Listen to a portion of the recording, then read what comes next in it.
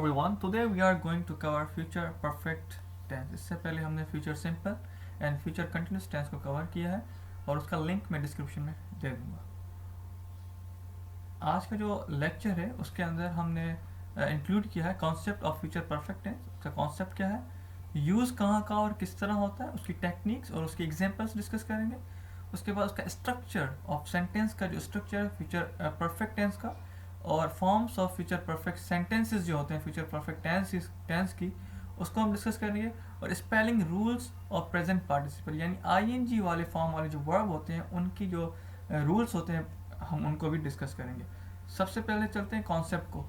ये उस टाइप के सेंटेंसेस, फॉर एग्जांपल हम कहते हैं कि वो जा चुका होगा, वो 10 बजे काम करना शुरू कर चुका होगा, वो 4 बजे उसकी छुट्टी हो चुकी होगी. यानी फ्यूचर में आने वाले वक्त में जब हम डिस्कस कर रहे होते हैं प्रेजेंट के अंदर आने वाले वक्त को, जिसमें कोई एक्टिविटी पर्टिकुलर टाइम पर हो चुकी हो यानी कंप्लीट हो चुकी हो, इस टाइप के सेंटेंसेस को हम, इस टाइप की सिचुएशंस को हम present perfect future perfect tense के अंदर हम डिस्कस करते हैं. फॉर एग्जांपल को देखते हैं, उससे मजीद कॉन्सेप्ट क्लियर होगा. Tom will already have eaten when his friend arrives. देखें, टॉम ने इस वक्त खाना खाना शुरू किया होगा, फ्यूचर के अंदर की बात कर रहा है. अब यहाँ पे डिस्कशन हो रही है, दो शख्स जो डिस्कस कर रहे हैं कि टॉम इस पर्टिकुलर टाइम पे यानी फॉर एग्जांपल 10 बजे उसने खाना ख़त्म कर चुका होगा, फिनिश, खाली, उसने कम्प्लीटली खा चुका होगा. उसका दोस्त अराइव हुआ 11 बजे. तो अब इस टाइप की सिचुएशन को क्या कहेंगे उर्दू में, अगर हम या हिंदी में अगर कहेंगे कि टॉम खाना खा चुका होगा, तो इंग्लिश में क्या कहेंगे, Tom will already have eaten when his friend arrives. यानी इसकी सिचुएशन में हम प्रेजेंट फ्यूचर परफेक्ट का इस्तेमाल करते हैं. यानी एक ऐसा टाइम पीरियड फ्यूचर के अंदर जिसमें कोई काम ख़त्म हो चुका हो, आपके नज़दीक काम ख़त्म हो चुका हो. प्रिडिक्शन भी जैसे हम करते हैं कि वो 4 बजे स्कूल से जा चुका होगा, वो गया हो या ना गया हो, पर हमने क्या कहा, वो जा चुका होगा, हमारे नज़दीक में वो कंप्लीट हो गया एक्शन. यानी फ्यूचर के अंदर कोई आपका कोई कंप्लीट हो एक्शन या इवेंट, उसको हम अगर डिस्कस करेंगे तो फ्यूचर परफेक्ट टेंस के अंदर डिस्कस करेंगे. जैसे कि ये हमने किया हुआ है, Tom will already have eaten when his friend arrives. आगे चलते हैं. मज़ीद कॉन्सेप्ट क्लियर करने के लिए इस एग्जांपल को देखते हैं. बिफोर स्पेसिफिक टाइम, कोई स्पेसिफिक टाइम हो, उससे पहले कोई चीज़ कंप्लीट हो जाए फ्यूचर के अंदर, उस टाइप की सिचुएशन को भी हम फ्यूचर परफेक्ट टेंस के अंदर हम डिस्कस कर रहे थे. For example by the next July, यानी आने वाले जुलाई से पहले की बात कर रहा हूँ मैं. By the next July they will have move to the United States. वो कोई भी लोग हैं, कोई फैमिली है, कोई ग्रुप ऑफ पर्सन है कि वो क्या कर रहे होंगे, वो यूनाइटेड स्टेट्स शिफ्ट हो चुके होंगे. दे will have started new jobs, उन्होंने नई जॉब्स स्टार्ट कर चुकी हो कर ली होगी, फ्यूचर के अंदर कर ली होगी यानी कंप्लीट हो चुकी होगी, करना शुरू हो चुके होंगे. उसके बाद दे will have bought new house, उन्होंने नया घर भी ले लिया होगा. फ्यूचर की डिस्कशन हो रही है. इस टाइप की सिचुएशन को भी हम फ्यूचर परफेक्ट टेंस के थ्रू बयान कर रहे होते हैं. आगे चलते हैं, एक और यूज़ देखते हैं. बिफोर अनदर टाइम एक्शन, कोई एक्शन शुरू होने से पहले कोई दूसरे एक्शंस कंप्लीट हो जाएं फ्यूचर के अंदर, तो उस टाइप की सिचुएशन को भी हम फ्यूचर परफेक्ट टेंस के थ्रू बोल रहे होते हैं. For example before you arrive, किसी शख्स को कह रहे हैं कि आपके आने से पहले, यानी देखें बिफोर एक एक्शन से पहले, बिफोर यू अराइव, आपके आने से पहले, we will have eaten dinner, we will have eaten a dinner, हम लोग खाना खा चुके होंगे. The children will have gone to the bed, यानी बच्चे भी सो चुके होंगे. यानी मैं दोबारा बताता चलूँ, कंडीशन में एक सिचुएशन बयान कर रहा हूँ. नॉर्मली तो कहते ही है कि फ्यूचर के अंदर कोई काम हो चुका हो उसको डिस्कस करना फ्यूचर परफेक्ट टेंस के थ्रू कर रहे होते हैं, पर मैं कंडीशन बयान कर रहा हूँ कि कोई काम यानी बिफोर अनदर एक्शन, किसी एक्शन से पहले कोई दूसरे एक्शन हो जाए, वो जो एक्शन हो जाए दूसरे एक्शन से पहले जो होते हैं उनको जो डिस्कस करते हैं फ्यूचर परफेक्ट टेंस के अंदर करते हैं. जैसे कि ये मैंने एग्जांपल दी, ये एक्शन अभी हुआ नहीं है, उससे पहले हम फ्यूचर के बारे में बात करें कि ये एक्शन हो चुके होंगे, बच्चे जा चुके होंगे बेड पर यानी सो चुके होंगे, और हम खाना खा चुके होंगे. कॉमन एक्सप्रेशंस जो होती हैं फ्यूचर परफेक्ट की, वो आपके पास before, by the time, by Monday, by next year, ये सब कौन सी है, before another time, another action शुरू होने से पहले जो हम एक्सप्रेशंस यूज़ करते हैं, और नॉर्मली फ्यूचर के अंदर भी ये एक्सप्रेशंस यूज होती हैं।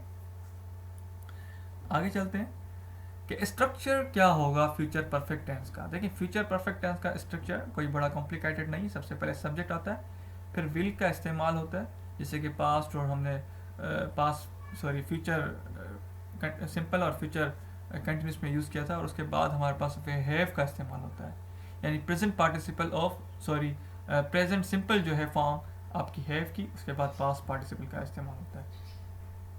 इसके अफर्मेटिव सेंटेंस किस तरह बनते हैं, सबसे पहले सब्जेक्ट, देन विल जो कि ऑक्सिलरी वर्ब भी कहलाता है और हेल्पिंग वर्ब, उसके साथ हैव का इस्तेमाल, एंड थर्ड फॉर्म या फिर past participle of man verb. उसके बाद आपके पास आई सब्जेक्ट, देन विल और हैव के दरमियान सिर्फ नोट का इस्तेमाल होगा नेगेटिव के अंदर, बाकी स्ट्रक्चर सेम होगा। इसमें क्या होता है क्वेश्चन में, विल का स्टार्ट में मतलब कि लगाया जाता है सब्जेक्ट से पहले, उसके बाद आपके पास हैव एंड देन। ये तमाम के तमाम जितने भी स्ट्रक्चर हैं ये तकरीबन एक जैसे हैं। आपको मैं उम्मीद करता हूँ ये समझ में आ गया होगा। सिंपल, नेगेटिव एंड क्वेश्चन, ये तमाम के तमाम सेम है, और ये तमाम नेगेटिव सेम है, और ये क्वेश्चन आपके पास सेम है। आगे चलते हैं स्पेलिंग रूल्स। अगर आपको स्पेलिंग रूल्स पता है प्रेजेंट पार्टिसिपल की, पास्ट पार्टिसिपल की, अगर आपको स्पेलिंग रूल्स पता है तो आप उसको इस्तेमाल करने में, जब भी आप इस्तेमाल करेंगे तो आप सही तरीके से इस्तेमाल करेंगे। फॉर एग्जांपल यहाँ पे एक रूल है, जो भी रेगुलर वर्ब जिसके एंड में ई हो और एंड में कॉन्सोनेंट सेकंड लास्ट पे हो और एंड में ई हो, तो आपने क्या करना है, सिंपल डी का इस्तेमाल करना है। जैसे होप्ड, इंजर्ड का इंजर्ड, डेड का डेटेड। वन सिलेबल वर्ब्स जो होते हैं, जैसे कि स्टॉप एक सिलेबल वर्ब है, रेन, रॉब, फूल, तो अगर आपके पास आखिरी कॉन्सोनेंट हो, उससे पहले सिर्फ एक वॉवल हो, तो आपने सिंपल क्या करना है, आखिरी वाले कॉन्सोनेंट को डबल करना है और ईडी का इस्तेमाल। जैसे कि ये स्टॉप्ड का है, डबल पी हो गया और ईडी का लग गया। रॉब एक वॉवल है और आखिर में एक कॉन्सोनेंट है, उसके फौरन बाद आपने क्या करना है, डबल बी करना है और ईडी का इस्तेमाल करना है। अगर आपके पास दो वॉवल हो शुरू में और आखिर का जो कॉन्सोनेंट हो उससे पहले दो वॉवल हो और आखिरी वाला कॉन्सोनेंट हो, तो आपने क्या करना है, सिंपल ईडी का इस्तेमाल करना है, जैसे रैंड और फूल का फूल। आगे चलते हैं टू सिलेबल जो है, अगर फर्स्ट सिलेबल पे स्ट्रेस आ रहा है, लिस्ट, जैसे लिस्ट पे स्ट्रेस आ रहा है, लिसन में लिस्ट पे स्ट्रेस आ रहा है, तो आपने क्या करना है, सिंपल आपने वन कॉन्सोनेंट यहाँ पे ईडी का इस्तेमाल करना है। ओपन आपने सिंपल ईडी का इस्तेमाल करना है। ऑप पे देखें फर्स्ट सिलेबल पे स्ट्रेस ज़्यादा पड़ रहा है। बिगिन, जब सेकंड सिलेबल पे स्ट्रेस पड़े तो आपने क्या करना है, सिंपल आपने नॉर्मली क्या होता है, नॉर्मल ये रेगुलर वर्ब नहीं है, रेगुलर वर्ब में क्या करते हैं, आखिरी वाले कॉन्सोनेंट को डबल करके ईडी का इजाफा करेंगे। प्रिफर्ड, ये आपके पास अनरेगुलर वर्ब है, इसकी वजह से ये बिगिन का बिगैन बनता है। मैं आपको आगे डिस्कस करता हूँ कि अनरेगुलर वर्ब, इरेगुलर वर्ब जिनको हम कहते हैं वो क्या होते हैं। आगे चलते हैं, verbs that end with two consonant, ends in two consonant, for example start का स्टार्टेड सिंपल ईडी का इस्तेमाल करना है। फोल्ड, फोल्डेड, डिमांड, डिमांडेड, जो वर्ब जो क्या नाम है जिसके एंड में वाई आए तो आपने सिंपल ईडी का इस्तेमाल करना है। एंजॉयड, प्रे का प्रेड, बाय का, ये इरेगुलर वर्ब है, इसकी वजह से यहाँ पे बॉट आया है। आगे चलते हैं, जिसके एंड में ऐसे वर्ब जिसके एंड में ई साइलेंट हो या फिर आई ई से एंड हो तो आपने सिंपल डी का इजाफा करना है। दोबारा बता चलूँ, ऐसे वर्ब जिनके अंदर ई साइलेंट हो या फिर आई ई एंड में हो तो आपने सिंपल डी का इजाफा करना है। ऐसे वर्ब्स रेगुलर वर्ब जिनके एंड में एल हो, ब्रिटिश में बात कर रहा हूँ, ब्रिटिश जब हम इंग्लिश की बात कर रहे होते हैं, ब्रिटिश में नॉर्मली यूज होता है, तो आपने एंड वाला जो एल है उसमें डबल करना है और ई डी का इजाफा करना है। एल का यानी कि एंड वाला कॉन्सोनेंट जो एल है उसको डबल करना है और ई डी का इजाफा करना है। ये सिर्फ ब्रिटिश के अंदर होता है, इंग्लिश में सिंपल हमने एल को डबल नहीं करते, सिंपल ई डी का इजाफा करते हैं।